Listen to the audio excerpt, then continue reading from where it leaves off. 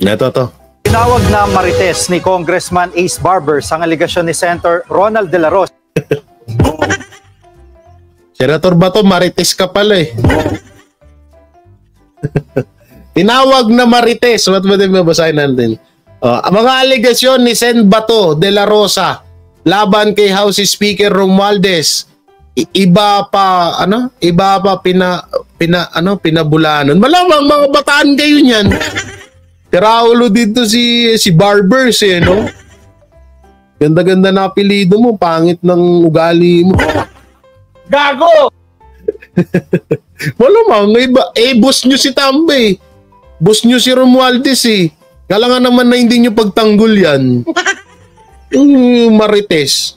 Tangina, wala ka pa dito sa larangan ng pagiging gobernador. Bato de la Rosa na yan. Tinawag na marites ni Congressman Ace Barbers ang aligasyon ni Senator Ronald De La Rosa tungkol sa manoy planong idiin ng senador at si dating Pangulong Rodrigo Duterte kaugnay ng drug war investigation ng International Criminal Court.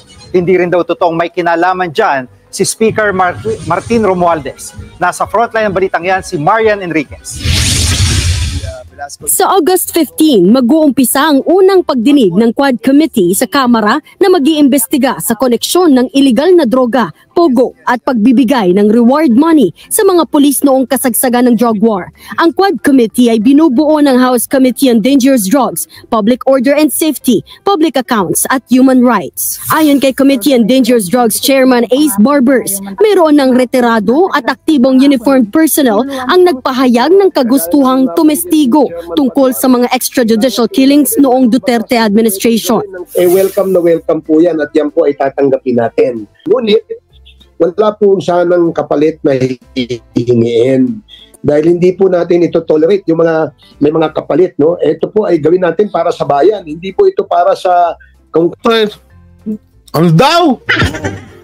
Gagawin pa. Yan ang mga ano nyo eh. Ngayon yung mga pang mabulaklak yung salita, gawin natin to para sa bayan. Puta na, tagal-tagal nyo ng mga nakaupo dyan, wala naman nangyayari sa mga lugar nyo.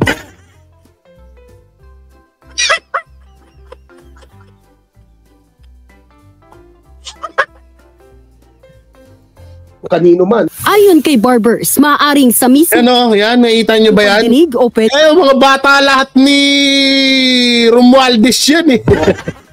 Gago! diring sa executive session magbigay ng testimonya. Tinawag naman ni Barbers na marites ang aligasyon ni Senator Ronald De La Rosa tungkol sa umunoy pakikipag-usap sa mga drug war suspect para idiin sa International Criminal Court o ICC. Sina De La Rosa at dating Ngayon, binalikan kayo ni Senator De La Rosa, hindi nyo kinaya. Sa pool kayo ngayon. Tanga na kasi ang hilig nyo magbida-bida. Tapos kapag kayo yung binalikan, nag-iiyakan kayo. Hindi, napapansin ko, ano kayang gabat kami, tanginan itong mga hype to, may mga bayag ba kayo? Hindi kasi bida-bida rin itong mga to eh. Diba? Ilang beses nagbida-bida yan sa mga issue. Kaya nga sila yung, alam ko sa yung sinasabi ni BP Sara na nakisaw-saw sa issue, sila yun eh. Ngayon, na binalikan kayo, ngayon nag-iiyakan kayo, kesyo marites. Ulul, pag sa inyo marites, sasabihin nyo, para sa bayan. Ba't hanggang ngayon, wala naman nangyayari sa mga bayan na kung saan-saan kayo naka-distrito. Tawag dito? Anong tawag doon? Nakaupo. Pato itong mga to. Pangulong Rodrigo Duterte. Kabilang sa mga itinuturong nakikipag-usap sina Congressman Elizalde Co, National Intelligence Coordinating Agency Director General Ricardo De Leon. Alangan naman mga senador ang ito. Alangan naman na mga senador ang makipag-usap sa ICC. Unang-una, senador po si Senator De La Rosa. Malamang ikayo yun. Pino pa ba? at House Speaker Martin Romualdez. Ayon kay Congressman Ko, ilang buwan nang nakaraan nang magpunta siya sa townhouse ni Romualdez. Naabutan niya roon si dating CIDG Chief Major General Romeo Karamat Jr. na isa sa mga drug suspect ng ICC. Narinig daw ni Ko na sinabi ni Karamat na handa siyang isiwalat ang lahat ng kanyang nalalaman tungkol sa extrajudicial killings sa kondisyong itatalaga siyang PNP chief. Pero tinanggihan daw yan ni Romualdez. Wow! Unbelievable! Panindigan daw ang House Speaker na nakabase sa tiwala at kumpiyansa ng Pangulo ang mga itinatalagang tao sa pamahalaan at hindi rin daw mag-e-endorse. Buta na kumpiyansa si Marbil. Marbil, Torre, Marantan. Kutsa saan yun? Ang gaganda naman. Ang ganda naman ng ano, ang ganda naman ng mga tinalaga. Martin, Marbil, Marantan, Torre. Buto na, lulupit, no? Marbil, ang lupit! Okay. Dorso si Romualdez nang may kapalit. Dagdag pa ni Ko, walang kahit anong nabanggit noon tungkol sa pagtestigo laban kanino man sa ICC. Sabi pa ni Ko, hindi pa niya kailanman nakita sina dating PNP Chief Oscar Albayalde, NAPOLCOM Commissioner Edelberto Leonardo at dating PNP Chief Intelligence Officer Eleazar Mata na pawang mga suspect din sa drug war. Ayon naman kay NICA Director General Ricardo De Leon, hindi totoo ang paratang ni Senator De La Rosa na kasama siya at si Romualdez sa mga namilit sa ilang opisyal ng pulisya para tumestigo sa ICC. Pero in fairness, ang galing din ng ang galing din ng mga bataan ni Romualdez Ang galing din kasi full force din sila no. Full force din talagang may pagkakaisa sila Oo, pag medyo tagilid yung isa, kakampihan ng lahat. Ang galing din ng samahan nyo, Laban sa kanila ni dating Pangulong Duterte, ang totoo raw, sinamahan noon ni De Leon si Karamat nang makipagkita kay Romualdez. Interesado raw kasi si Karamat na maging PNP chief. Gaya ni Congressman Ko, narinig din daw ni De Leon ang alok ni Karamat kay Romualdez na isisiwalat ang mga tungkol sa EJK at drug war, pati ang listahan ng mga... Upuhan. Kung gagawin man ni sino yun? Ni Maran wait lang ano nga apelyido? Maranat. Asan yan? Ano apelyido? Maranat ba? Major General Karamat to. Kung halimbawa man na yun nga sasabihin ni Karamat yung mga nalalaman niya kung meron man about sa war on drug, di pati siya nakulong doon. Hindi naman siguro ganun katanga yun. Diba?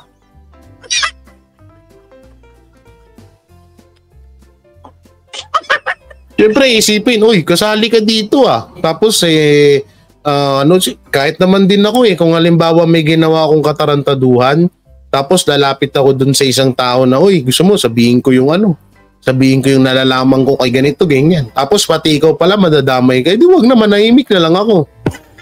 Diba? All post na palpak talaga, Boss J. Hindi, kahit ako hindi ko sasabihin yun Kung ako kay General Maramat, meet to Speaker Martin Romualdez because the wanted to express his interest to be appointed the next PNP chief. Ito,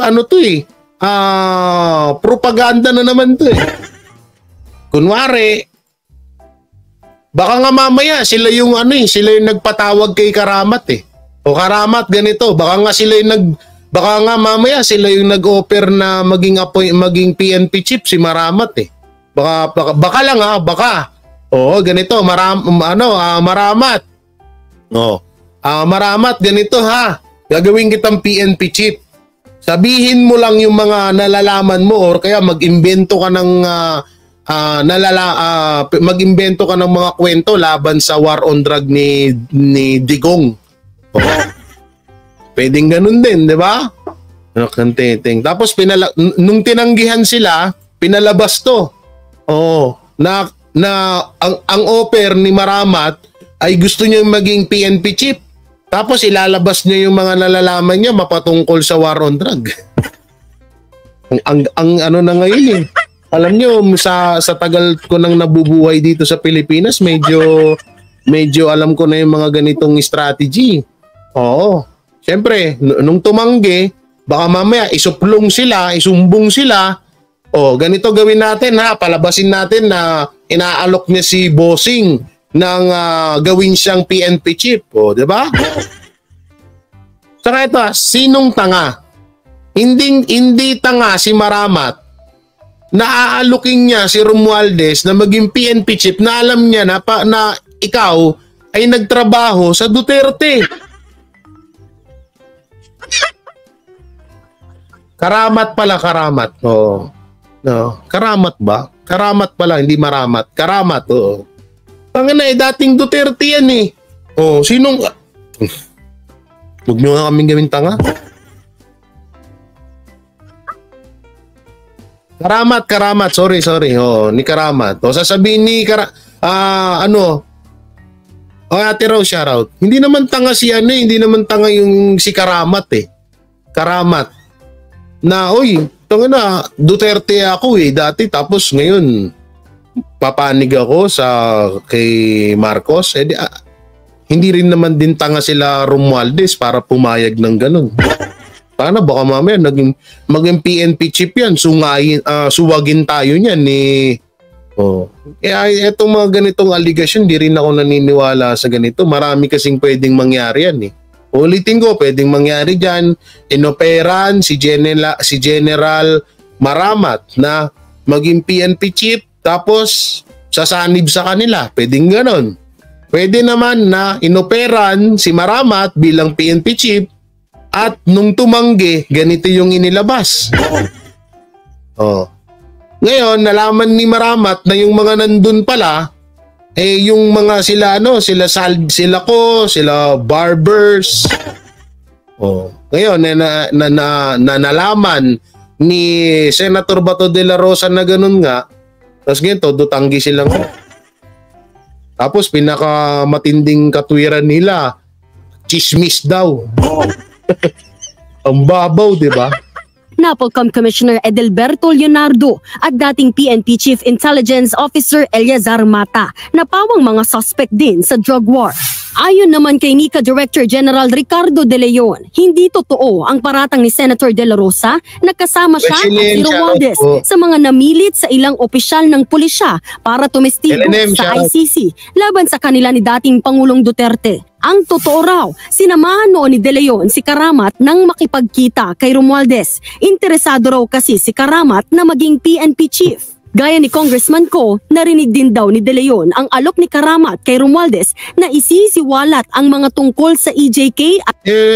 napakatanga naman ni Karamat pag siniwalat niya kung meron man. Di pati siya kulong. Ay, naku po. No?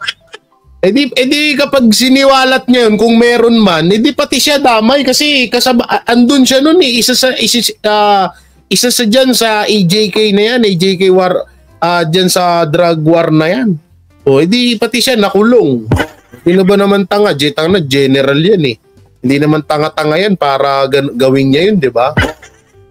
Hindi mo rin matatawag na doble kara eh. No? Hindi ako naniniwala talaga. Walang sino mang tanga na ipinahamak niya yung sarili niya. At drug war. Ang kinakampihan ko dito si Senator Bato, hindi si Karamat. Di ko rin masyadong kilala yan si Karamat na yan. Ang listahan ng mga pangalang target patayin, lingguhang kota at ang proseso ng bayaran kung ibibigay kay Karamat ang inaasam nitong posisyon. Pero nilinaw umano ni Romualdez na nasa kapangyarihan at pagtitiwala ng Pangulo kung sino ang itatalaga at wala raw impluwensya sa ganitong desisyon ang House Speaker. Tinanggihan daw ni Romualdez ang alok ni Karamat. Bukod dyan, itinanggi rin ni De Leon na kinausap niya sina Albayalde at Mata para tumestigo sa ICC. Sa kabila niyan, hindi kinumpirma ni Barbers kung tetestigo ba si Karamat sa pagdinig bagamat kabilang siya sa balak imbitahin. Nagbabalita mula sa Frontline, Marian Enriquez, News 5. Ngayon, magtaka na tayo dyan. Ito, pwede rin tayo dito. Magtaka tayo dyan kapag pag etong si Karamat ay biglang nagtestigo yan. Ibig sabihin, alam na this. Alam na this. So eto, yung isang video pala. Eto. Panoorin natin to. De La Rosa, hindi ako pupunta kahit Committee. O yan. Si Senator Ronald Bato de la Rosa, ang chairperson ng Senate Committee on Public Order and Dangerous Drugs, na makakasama na po natin ngayong 6:17 a.m. Good morning po, Senator. Good morning, Sen. Good morning sa inyo, Christian at Victoria, at sa ating mga taga-subaybay. Good morning po. Salamat po sa Opo. pagising ng maaga. Sir, thank you ha. Salamat Thank you po po. ng marami. Yes. Opo. Sir, No problem. una sa lahat, nagbago na ba ang inyong isip? Any chance po kung dadalo po kayo doon sa ipapatawag nga pong hearing ng House Quad Committee? Alam mo, Victoria, sabihan mo sila kahit na sabihin nilang Committee of the Whole, kahit na yung buong lower house na, kahit na Committee of the Whole ang mag-imbita sa akin, hindi pa rin ako pupunta. On the grounds that I don't want to become the president in violating the tradition of interparliamentary courtesy of both houses of Congress. Opo. Pero Ito. kung sasagot, sir, willing naman kayo. Ayaw nyo lang pong ma-break yung ganong courtesy. Alam ko, kaya mo na sagutin yan at napaka-pabalik-balik naman yan. Noon pa yan, sige na, the same questions are being asked. Para bang fishing expedition naman lang yan nangyayari na yan. Alam na yan, noon pa, si PNP pa ako, nag-imbestiga na yan si Senator De Lima at saka yung House, nag-imbestiga na yan. Balik-balik na lang yan, mga tanong na yan na I don't know what's the reason behind. O ano ang nagtulak sa kanila na mag-imbestiga naman uli. Nakausap niyo ba, sir, si Pangulong Duterte? Nakausap niyo po ba si dating Pangulo tungkol dito at ano po ang take niya? Siya po ba ay dadalo o hindi? Hindi ko alam. Pero meron naman siyang public statement, no, na hindi siya dadalo. Pero for the record, Sen, Nagsabi naman siya noon, di ba? Narinig na natin yan. Opo. pero for the record, Sen, naipadala na po ba sa inyo ng opisyal yung panibagong imbitasyon Salamat po, Mama LJ Asaf. Thank you. po ng Kamara? Wala pa akong natanggap. Basta Christian, wala yan. Yung sabi ko sa inyo, kahit na Committee of the Whole nila ang mag-imbita sa akin, hindi pa rin ako pupunta. Opo. Sen, anong masasabi niyo doon sa parang iginigiit ni Representative Benny Abante na meron pa rin naman daw kasing karapatan ang Kamara na imbestigahan at ang kanyang punto, iniimbitahan naman daw po nila kayo bilang senador, bilang dating PNP chief at hindi bilang current na senador. Kaya dapat daw po, kung maaari, ay sumipot daw po kayo doon sa pagdinig. Hayop na yan. Kahit ako, hindi ako sisipot yan eh. Sana inaano niyo yung karapatan ng komite. Yung karapatan ng Senado, inire-respeto nyo ba? Karapatan ni Senator Bato de la Rosa yun. Senador siya.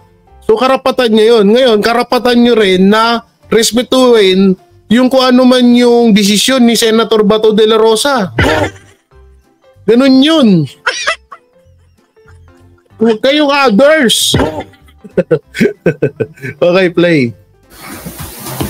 Kahit anong rason gagawin nila, kahit anong rason sabihin nila, basta ang alam ko na imbestigahan na yan noon, pabalik-balik na lang yung investigasyon na yan, at meron tayong ino-observe na interparliamentary courtesy. Kasi alam mo, Christian, kung sila nag-imbestiga sa lower house, kami rin dito sa Senado, marami rin investigasyon na ginagawa. Kung ibabayulit ko yan, ibabayulit ko yung interparliamentary courtesy, magagalit sa akin yung mga susunod na mga senador. Sinimulan ni Bato yan kasi tingnan mo ngayon, wala tayong magawa dito. Sige na lang tayo attend ng mga hearing dyan sa House of Representatives. Mabuti sila, 300 plus sila. Kung marami silang tao doon na mag-iimbestiga, tayo dito sa taas, 24 lang tayo. At kung yan na nga yung isa sa mga pinagkaiba ng komite sa Senado. Sila, ang dami nila. Kaya kahit anong gawin nila, nakakasilip sa mga wala namang kakwenta-kwentang mga issue na kaganapan dito sa Pilipinas. Malaya sila at may sapat silang mga oras. Oh, hindi katulad ng Senado na talagang iilan lang sila. Oh, ngayon, desisyon ng isang senador at nasa batas naman 'yun na tumanggi na humarap diyan sa patawag ng komite. Oh. Kasi halimbawa lang ito. Halimbawa, kasi magkakaroon ng ano 'yan eh. Magkakaroon ng tawag dito ng parang sabong 'yan. Halimbawa, pinatawag si Senator Bato de la Rosa, umatin si Senator Bato, what if na sila naman yung ganun yung gawin sa kanila? Oh, 'di ba? Anong mangyayari? Halimbawa, ipatawag ng Senado si Raul Manuel. O kaya ipatawag ng Senado si Romualdez. 'Di ba? Oh.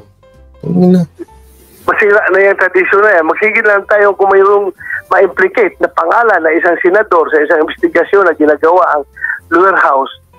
Obligado na silang mag-attend doon. So wala na magawa. Wala na mangyaring trabaho yung mga senador na 24 kung sige na lang attend. Tama. Sa hearing ng ginagawa ng lower house. Oo, yan ang mga rational behind yan sa interparliamentary courtesy. Bakit yan in-observe? They can invite me. They can invite me, but they cannot force me to be there. Lalong-lalo na alam ko kung anong meron diyan sa investigasyon niya, bakit paulit-ulit na lang yan. At I did not elaborate further. Basta Charot, wala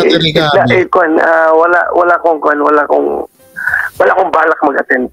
Sang-ayon ba kayo doon, Sen, sa una na rin sinabi ni dating Pangulong Duterte doon sa unang imbitasyon na para sa kanya, hindi proper forum itong pagdinig ng Kamara. Kung korte na mismo magpapatawag, doon siya mas handang humarap at sumagot sa mga ipinupukol na issue na ito. O yun naman pala eh. Handa si Pangulong Duterte na humarap pero sa korte gaganapin at ang korte ang magpapatawag sa kanya. Ba't ba kasi patawag ng patawag yung komite? Ano kayang mapapala nila kapag pinatawag nila? Parang magiging magkakaroon ng highlights. So sa bagay nagiging viral pag Duterte nakaharap mo. Parang syempre, nga pala malapit na pala eleksyon, no? Baka gagawing propaganda to para kunwari yung tawag doon, anong tawag doon guys, yung hindi popularity yun. Parang gagawin nilang sila Bato tsaka si Pangulong Duterte na para sila ng simpatya ng mga tao, no, para makilala.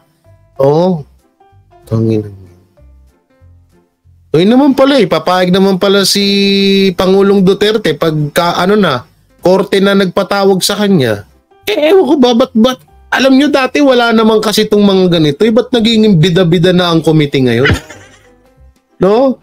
Ba't naging bida-bida ang komite? Kung may talagang may kaso or may nalabag na batas sa panahon ni PRD, edi ipadala nyo sa korte. Doon usigin, doon alamin. Bakit puro patawag sa komite, patawag sa Senado? Para saan ba yan? Gago! Content. That is opinion. That is point. So, yung pagtingin niya na gano'n, let's leave it that way. We have to respect his opinion. Apo. Pero kung kayo, Sen, sa inyong palagay naman, do you think hindi dapat sa Kamara ito pinag-uusapan? Sabi ko nga, matagal na yan tinalakay, pabalik-balik na. If they have the goods, they file the case. Yun ulit-ulit na yung investigasyon na yan. Yun naman pala si Senator Bato de la Rosa na nagsabi, you file the case. Kung talagang may ganun, paulit-ulit na lang magpag-uusapan sa komite. Sa madaling salita nga, kaya siguro talaga gustong ipatawag ng komite si Senator Bato de la Rosa at si Pangulong Duterte dahil gusto nilang maka-attract ng pansin sa mamayan ng Pilipino. Yan ang nakikita ko dyan siguro, ha. Trial by publicity. Yun, tama. Ito yung gusto nilang mangyari, oh. Trial by publicity. Gago! Kasi kung sinasabi na ni Senator Bato, mag-file kayo. O kung may kaso mo, kung may nalabag kami, mag-file ka ng kabataan nyo, mag-file. But hayaan nyo yung korte magdesisyon. Hayaan nyo yung korte ang magpatawag sa amin. Total, si Pangulong Duterte, alam niya yan dahil attorney yan. At naging judge pa yan. Kung hindi ako nagkakamali, naging judge pa yan si Pangulong Duterte. Oh, anak ng teteng naman. Bakit gigil na gigil ang komite? Dahil sa trial by publicity. Kung meron silang nakuha mga ebidensya, magpahal sila ng kaso. Bakit nga hanggang ngayon wala pa rin? Kahit na yung mga nag-imbestiga sa DOJ, nag-imbestiga ng mga ahensya nag-imbestiga, wala pa rin na-file na kaso. Oh. Ibig sabihin, wala. Kasi pabalik na investigasyon, wala magkaso na na-file. O ngayon, gusto nila i-elevate sa ICC. Kasi gusto na ilamsam lahat, which is wrong. Dahil hindi naman ito isang kaso lang, kundi napakarami nito. You treat its case, ganun ba ang justisya? Ipikit na lang ang mata at ikarga na lang lahat, hindi tinitreat yung kaso individual. Hindi, ito nga ito nga yung pinakakatanungan dyan eh. Huwag ka kasi magulo, Senator Bato de la Rosa. Ganito kasi yan. Pinalala ko. Visit kasi pag nagsasama-sama kaming mga banateros eh. Ganito kasi yan, Senator Bato de la Rosa. Ganito kasi yan, Senator Bato. Oh. Idol, nanood ka ba sa ibang vlogger? Hindi. Bakit ako manonood? Sige, ito kasi yan, no? Sige, nandun na tayo para sa karapatan ng mamamayan ng Pilipino, human rights, ano bang tawag dyan, no? Ganon. Ang tanong, kung para sa karapatan ng mga namatay doon sa war on drug, pwede din ba kami manghingi ng karapatan para sa mga sinira ng mga namatay na involved sa drug?